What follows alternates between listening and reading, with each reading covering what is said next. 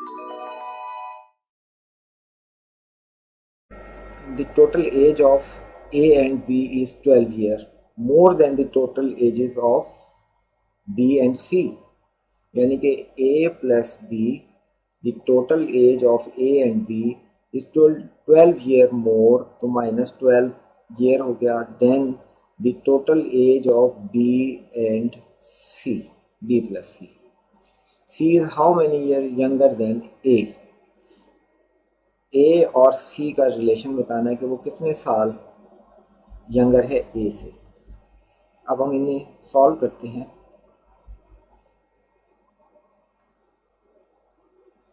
अब इसमें देखें कि बी दोनों साइड पे प्लस की फॉर्म में मौजूद है, तो बी से बी कैंसिल हो गया, तो आपके पास आता है ए माइनस 12 इज इक्वल टू सी। यानी कि ए की एज में से 12 ईयर माइनस करें तो वो सी के इक्वल आता है। इट्स मीन ए जो है वो 12 ईयर एल्डर है। या फिर हम इसे सॉल्व कर लेते हैं, ए और सी इधर आकर माइनस हो गया और ये 12 इधर जाकर प्लस हो गया, तो the difference of their edges is 12 year, जो कि ऑप्शन डी में दिया गया, बी में दिया गया, इसलिए इसका करेक्ट आंसर है ऑप्शन बी।